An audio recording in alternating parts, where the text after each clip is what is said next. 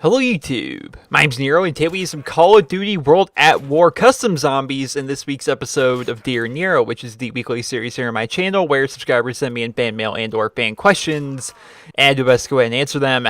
This gameplay, so if you guys don't know, this is Nuketown 1945. So what this is it's a custom zombies map in Call of Duty World at War. If you're unaware, to run it down really quickly, basically a lot of people over the years have been modding in custom zombie maps into World at War on the PC. They basically make their own custom maps and they put them up on websites for people like me to download, and you can download them and play these custom maps on World at War on your PC. This is Nuketown 1945. It's basically a recreation of Nuketown but with World at War assets and in World at War. I thought it was a kind of a neat concept for a zombies map. I played a little bit of it on my Let's Play channel and I wanted to play a little bit of it today as well, so I'm like, yo, I'm just gonna record it and we'll have that be the gameplay for this week's episode of Dear Nero. So hopefully you guys all sit back, relax, and enjoy that. I gotta say, whoever did make this map, they really could have filled it out a little bit more. I wish I knew how to actually do some of this modding stuff on the PC, because I would, fill this map out a little bit. You'll notice as I'm walking through like the kitchen and stuff like that, that there's not really anything there. Although I know for a fact there are assets for sinks and refrigerators and things like that within World at War. Like, you could have put all this stuff in, like little detail, little touches.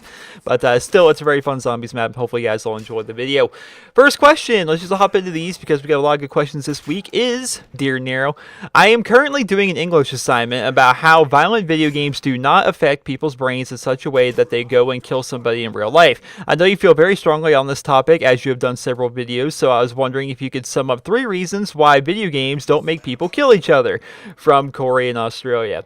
So Corey's right, I've done a lot of videos talking about this. One of them was actually pretty popular. I think it's roughly around 200,000 views or so. It's called Do Video Games Make Kids Violent? And I talk about that, my feelings on that subject in that video. And I think I posted that back during Black Ops 2, but still, it was a pretty well-received video.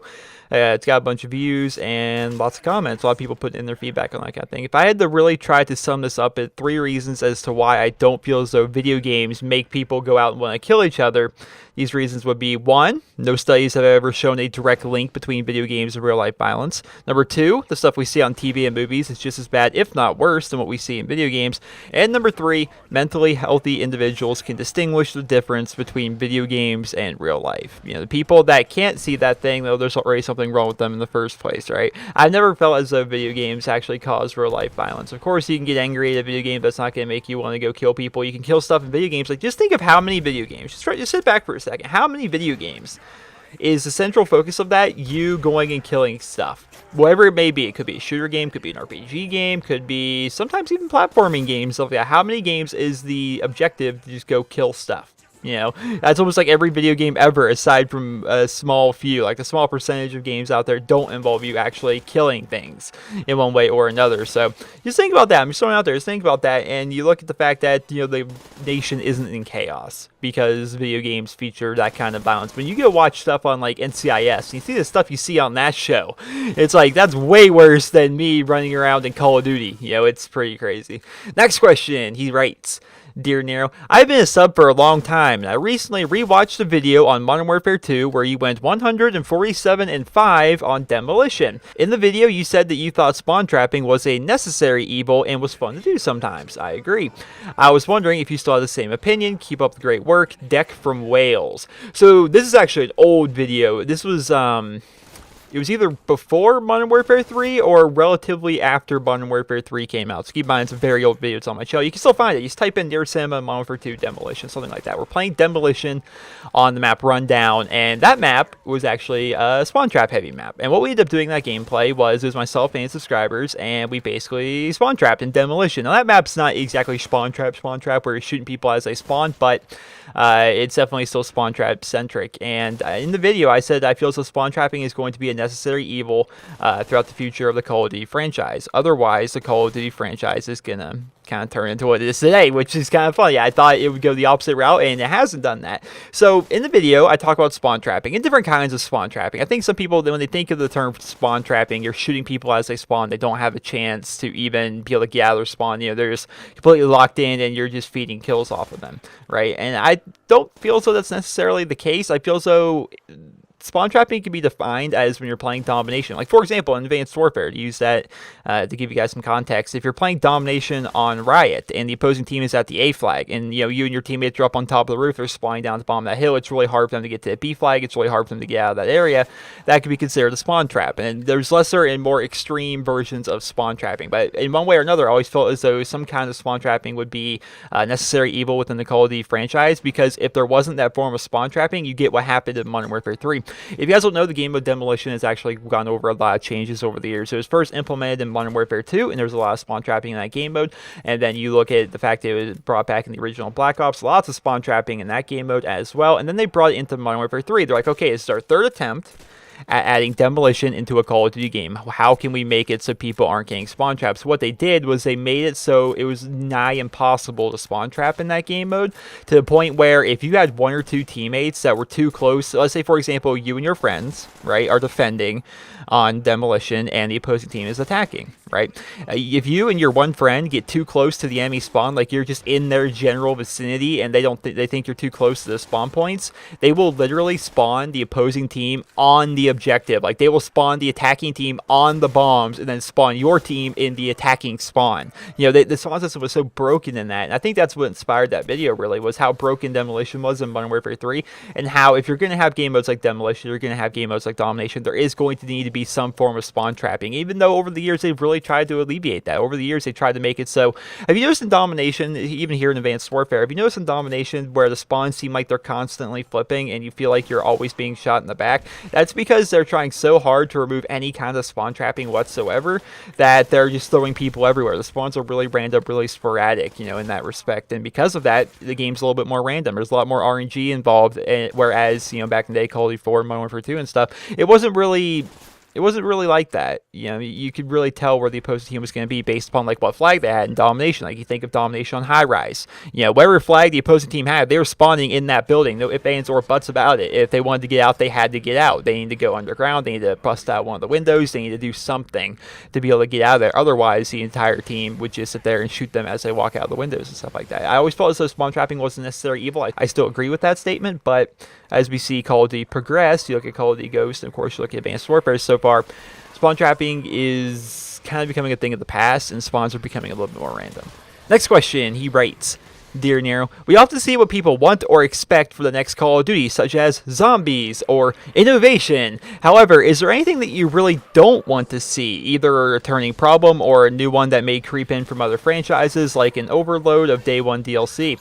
The question number 2 is, what is your favorite Call of Duty campaign? Keep up the awesome work, Aaron from the UK. So that's an interesting question. We often hear here on YouTube, even in my own videos, it's like, what do we want to see with the next Call of Duty? But this is a pretty good one. It's what don't we want to see within the next Call of Duty game? What things would we like to see changed? Alright, so first and foremost, what I don't want to see in Call of Duty. This is only something that someone like me that's played so much Call of Duty over the years can really complain about, and it's something that's bothered me for freaking ever, and I would just love for it not to be a thing in the Call of Duty franchise anymore. So, ever since the implementation of Call of Duty, ever since they first made it, they initially wanted to try and beat out Halo. You know, back when Call of Duty 4 first rose to glory, and then Call of Duty franchise really started taking off, Halo was a big game back then, right? And so they wanted to make their game a little bit like Halo, so much so that they basically made a Halo game mode within Call of Duty 4. It was called Old School Mode. They've always tried to like implement some kind of Halo things into those earlier games, right? And one of the things that they implemented from those Halo games was headshot damage multipliers, which I hate. I despise it. Now, this is like, I get it. This is the most random thing in the world to complain about, but I hate it. I hate when I'm shooting at somebody and then I die really quickly, and I look at the kill feed and it's like, oh, he got a lucky headshot on me. It's like, sick, I got headshotted. Or sometimes like you shoot somebody and their gun flinches and it kicks straight up in the air, and because of that, they end up getting those 1 or 2 shots on your head when initially they were aiming for your chest, and you end up dying as a result of that just because you shot at them first and you had better aim than them. It's like, I hate headshots. Like, they should really just make it so headshots don't add any damage. Because how about you guys? But I don't think I've ever actually seen anybody that actually aims for the head in Call of Duty with the sole intention of thinking, you know what, I'm going to kill him a lot quicker if I can hit him in the head. No, everybody aims for the chest in Call of Duty, right? So basically what headshot multiplier damage has done is it makes it so it's a little bit more RNG based, right? It's a little bit more luck based. You know, if somebody's gun flinches the wrong way or somebody has really spastic aim and they just so happen to get lucky enough to actually hit you in the head, well, they win. And I always hated that about Call of Duty. So I think that'd be the big thing I'd want to see them change in the next Treyarch game, is just have that. Other than that, I really can't think of too many things in the Call of Duty franchise I would not like to see in the next game. So maybe you guys could help me out with that in the comments. I can't really think of anything really big that's like a recurring theme in the Call of Duty franchise I don't want them to bring in. Of course, there's other stuff from other games I would not like to see them bring in, like pay-to-win systems and overload of Day 1 DLC. Although, Day 1 DLC is not really that bad. If it's all cosmetic stuff, who gives a crap? Stop whining.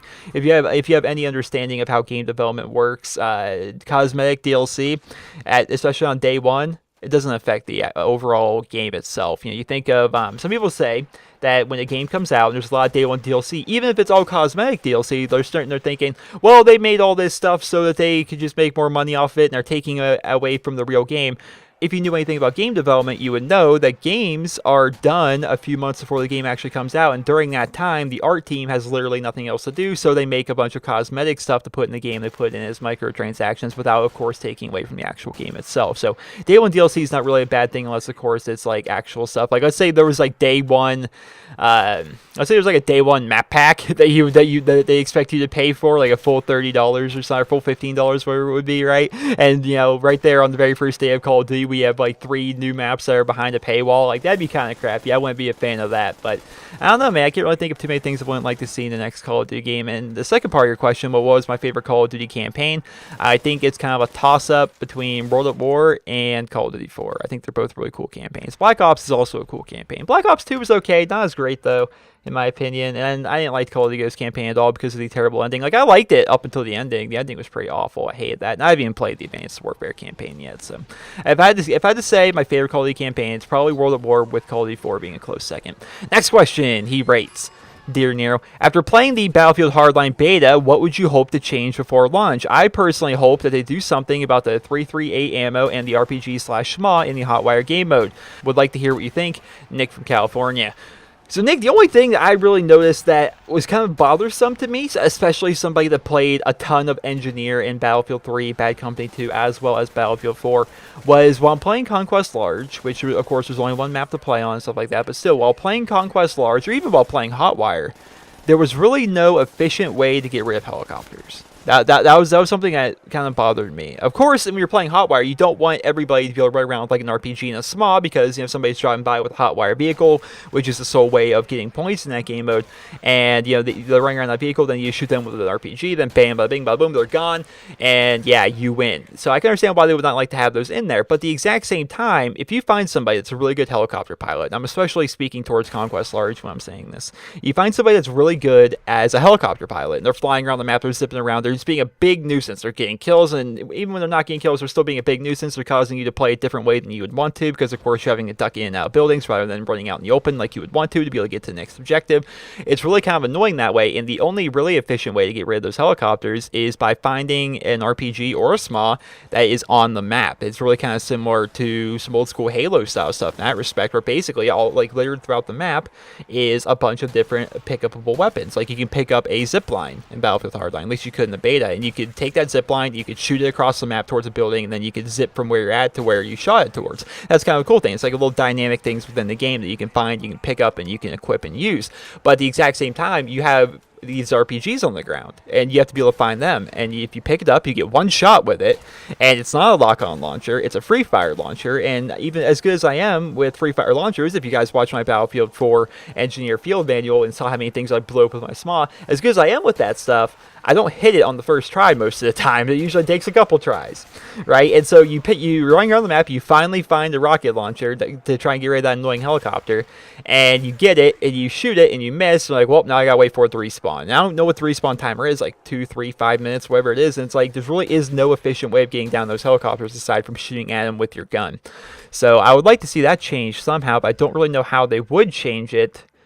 Huh. I guess technically they could add in perhaps for the, I think they're called mechanics in that game, not engineers, but they could add in something that will allow you to have a lock-on launcher that will only lock on to aircraft rather than vehicles. That way you have an efficient way of trying to deal with helicopters without breaking the balance of playing something like Hotwire. I think that would be the best case scenario for that game.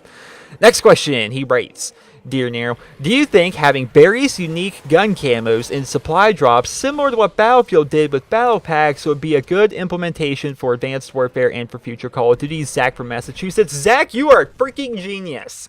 I never thought of this. I swear to you, I never thought of this, but that would be a freaking awesome idea. I did come up with the idea where they should take a page from Hearthstone's book. Where, okay, if you guys know Hearthstone, it's a free-to-play card game put out by Blizzard. It's set in the Warcraft universe, and you can play it right from your Battle.net client, and it's very fun. It's a really fun game. I've done a lot of videos of it on my Let's Play channel.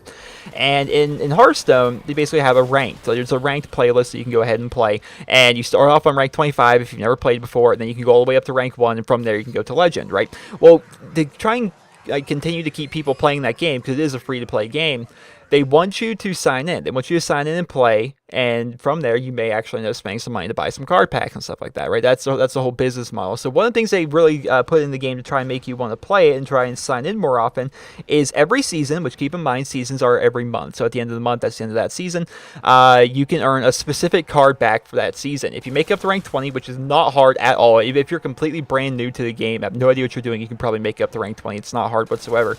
And if you do that, you make up to rank 20 in that season, you unlock a special card back for that season that you'll never be able to earn again, which I think is awesome. I love the fact that what I like about it is I'm hoping like 5 years from now, Hearthstone's still going to be a very popular thing, and I'm going to hop on there and I'm going to play like, oh, you guys don't have the Hollow's End card back from the Halloween event of 2014? Y'all don't have that? Well, I do. I think it's cool to be able to have stuff that other people can't get like that. I think it's a cool thing. I wish Call of Duty would do that. Like they would set some kind of a time limit on that you need to play every month. Like, let's say if you play 10 hours that month or something like that, then you earn this special camo that cannot be earned again at all within the game. I think that'd be kind of a cool thing. It would incentivize people to play a little bit more, get more people to sign in, that kind of thing, and as a result, they may get more invested to the game. As a result, they may end up buying more DLC. There's a rippling effect there that could go on, but I think it'd be a cool thing if Call of Duty were to implement that. Your idea, though, is different, and I never actually thought of this. What if in supply drops, you just had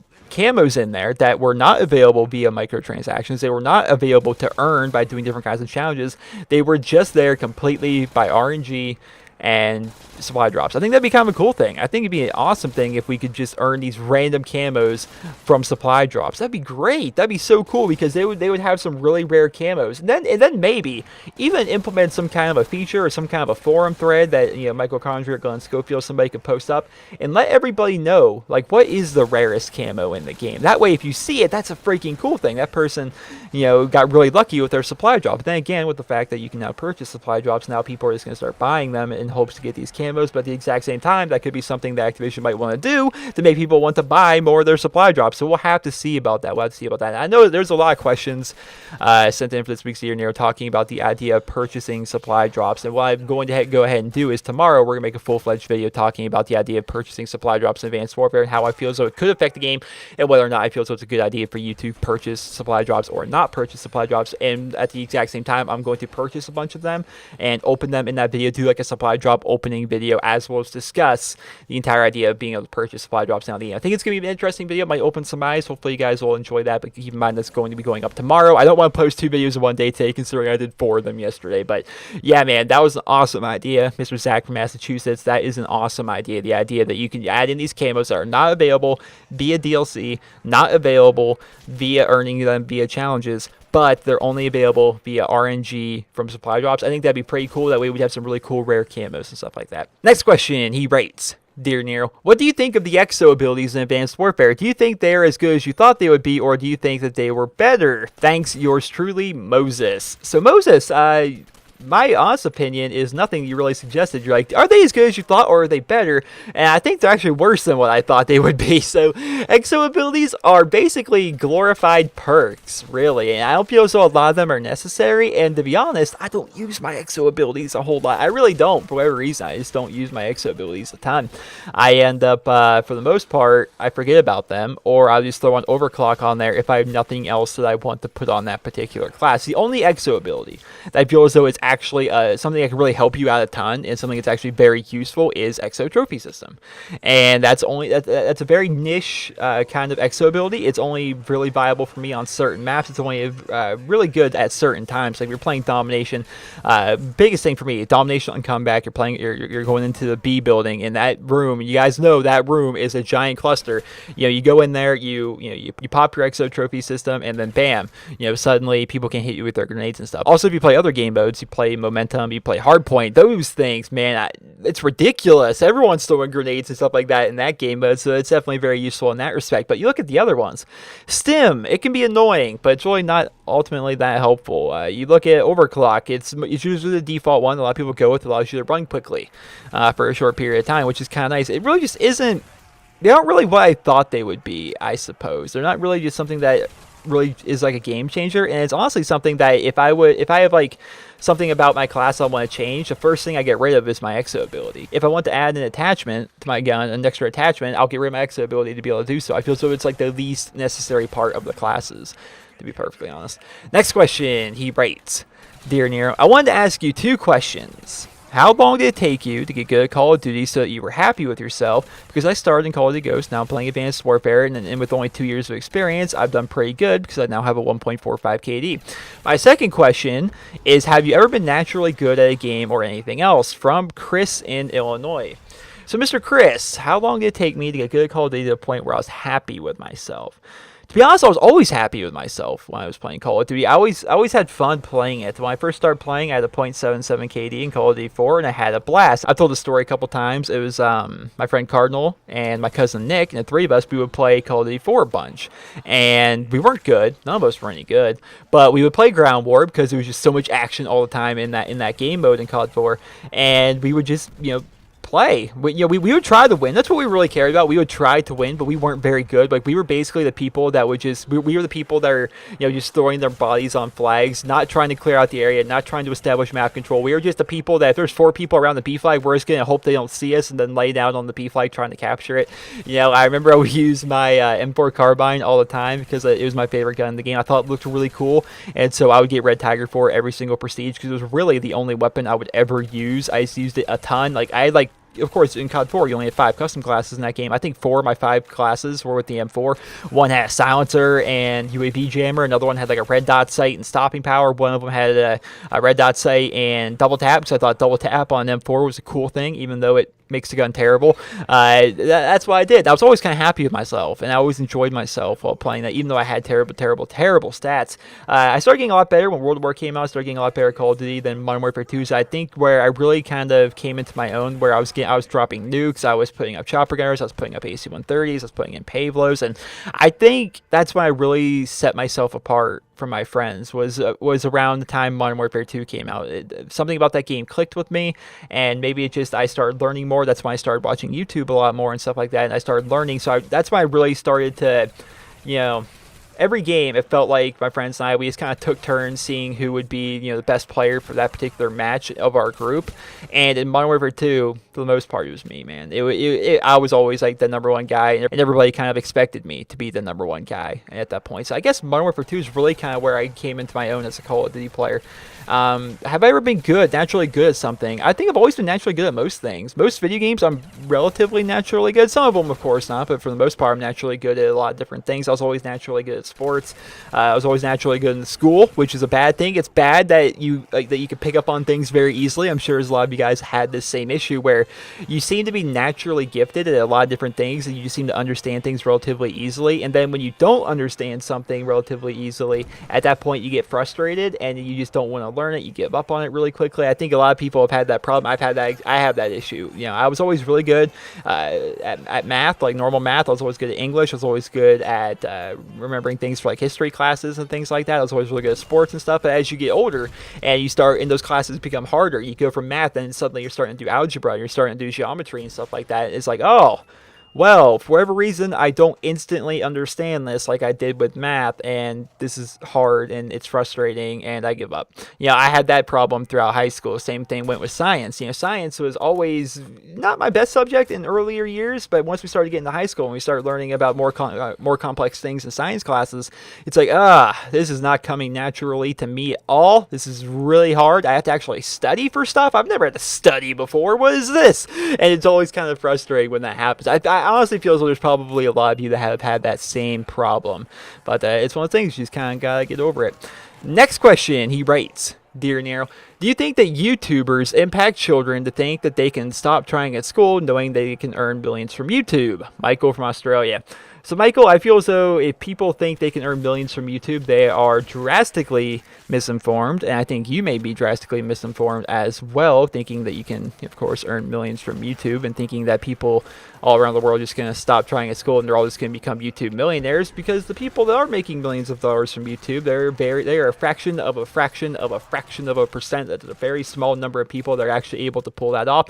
Sure, if you get a big enough following on YouTube, you can earn a decent living from that, and I'm fortunate enough to be in that position myself, and I'm happy about that. I'm happy I've grown my channel to what it is today, but it's a very, very hard thing to do. I think there are a lot of people out there that feel as though YouTube is the easiest thing in the world, and that they can easily be able to amass some sort of giant following and immediately get partnered and stuff like that. But if you notice, all those people, they try making their channels, they make 2 videos, then they're like, oh, well, this isn't going the way I thought it would at all. How come I only have 5 views of both my videos?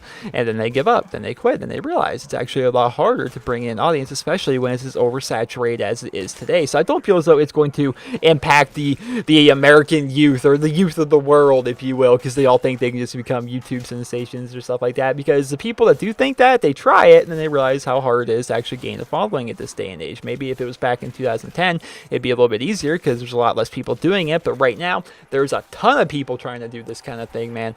And it's really kind of hard to grow. It's really kind of hard to get a footing. And if you didn't have that head start by starting several years ago, it's going to be really hard for you to grow. So I don't feel as though it's going to really impact anything. Next and final question, he's going to write, Dear Nero, what do you think is the biggest pull towards Call of Duty games, as so many more people buy the game every year? What do you think makes them buy it? Harrison from the Great White North.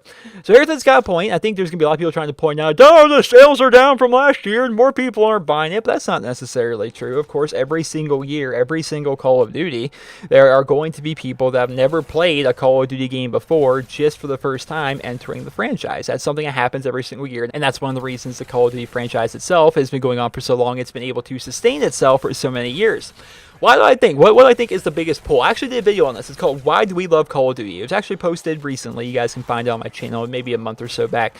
But in that video, to kind of sum it up for you, I feel as though the reason Call of Duty has so much mass appeal is, one, it has a massive following. And it's a household name. It's one of the most recognizable franchises in gaming. You think of Mario, you think of Call of Duty. Those are 2 giant franchises that everybody has heard of. Even people that don't play video games, they've heard of Call of Duty, they've heard of Mario. They're giant franchises. And because of that, people are like, what's all the hubbub about that game? I haven't really tried it out before. Maybe I'm going to go ahead and try it. Well, I think when those people actually go ahead and they do try the game, one of the things that makes them want to stay is there is a giant skill gap. Of course, there is a skill gap in Call of Duty, right? There's always been a skill gap, but when you first start playing, you are able to get kills. You are able to do stuff. I've tried playing, I always go back to this, and people sometimes get frustrated about it, but when I tried playing League of Legends, I couldn't get a kill in that game to save my life. I really couldn't. I played for like 7 hours, I maybe got 2 kills in ranked matches. I was freaking terrible. I did not understand anything. It was so confusing, so hard, and I gave up. Right, and Call of Duty's not like that. You can be the worst of the worst, and you're still gonna get 5 kills that game. You're going to do something. You can just randomly just throw nades all around the map as soon as you spawn, then go kill yourself or something somehow, or get shot, and then you're probably gonna end up getting a kill that game. Like Call of Duty, it's always kind of random in that respect. You can get kills. Anybody can get in there and feel as though they're accomplishing something. That's one of the cool things about Call of Duty. You always feel like you're accomplishing something. You look at the prestige system. You look at your level up system. You're like, oh, dude, I just unlocked this brand new gun. This is awesome. I'm gonna start using it and unlock some cool attachments for it. There's always you're in a constant state of progress when you're playing Call of Duty. That's one of the things I really feel as though people really get into, and the fact that it's so accessible. the ultimate just pick up and play game. There's nothing really there forcing you to play longer. I've played MMOs, you guys know that. And if you want to do like some PvP in like MMO games, like Elder Scrolls Online or WoW or things like that, those are the ones I've played. If you want to do like PvP and stuff like that, you need to get to the max rank in the game, because good luck trying to kill somebody that's 40 levels higher than you. You just can't do it. You can't do it. They have way better gear. You're going to die, you know. But in Call of Duty, it's not the same. You could be at level 1, and you can still outperform somebody that's max rank in the game. You know, just because it's Call of Duty. There's no differences there. You have access to pretty good guns right from the default classes, and you can run around and get kills and play objectives and earn kill streaks and do stuff. That's one of the things. It's the ultimate pick up and play game. You know, you can just hop on, you can play, you can have fun, hop off, and there it is. That's what Call of Duty's always been to me. You can just hop on, play for a little bit, like, oh, that was fun. I'm gonna hop off. I'm gonna do something else now, and that's what it is. And I feel as though that's the reason Call of Duty is so successful. There's no real grinding to it. If you want the grind, you can. There is that constant state of progress. Like I said, for the hardcore fans, there is that constant state of progress. There's always something more to achieve. And if you're on the opposite end of the spectrum, you're like a super hardcore casual player, and you don't really care. That makes sense, right? Super hardcore casual player. But if you're like a super casual player, you can just hop on, play for a little bit, feel as though you've done something, feel as though you've accomplished something, and just enjoyed yourself getting some kills and stuff, and then hop off. There you go. Wherever it is, but it caters to all kinds of fans. It caters to all kinds of gamers. I feel as though that's one of the biggest reasons Call of Duty has been so successful over the years. And to answer your question, and that's why I feel as though is the biggest pull to the Call of Duty franchise. Well, that, ladies and gentlemen, is this week's episode of Dear Nero. I hope you guys all enjoyed it, and if you did, please be sure to leave a rating where you guys feel it deserves. And if you guys would like to submit your questions for next week's episode of Dear Nero, simply send me a personal message here on YouTube. That's all you need to do. Sign to YouTube, go to my YouTube channel, youtube.com/NerosCinema, go to the About tab, and from there you'll find the send message button, and from there you send me your message. Just keep in mind, please send your question with Dear Nero at the very front of your question. Like, make it, when you type in your question, because for whatever reason, many months ago, YouTube got rid of the entire possibility of making a title for your message. So it used to be like, make the title of your message Dear Nero, but they don't have that anymore. So it just, all it is the question. So at the very front of your question, just put Dear Nero, then write your question. That way when I'm scrolling through all my messages, I can easily find the ones that were specifically sent for Dear Nero. But yeah, that, ladies and gentlemen, is Custom Zombies. I'm sorry I screwed up so bad in that first game of Nuketown Zombies. That kind of stunk, because I was like, yo, I'll be okay. Then end up dying. Like, oh wow, I died like on like round 13. That's embarrassing. But you know, I wanted to put up some gameplay of Custom Zombies. And if you guys are interested in downloading these maps for Custom Zombies, there's gonna be links to them down in the video description. You guys go ahead and check them out and try them out for yourselves if you happen to have Call of Duty World at War on your PC. Once again, hope you guys all enjoyed this video. And if you did, please be sure to leave a rating. Hope you guys all have a wonderful day.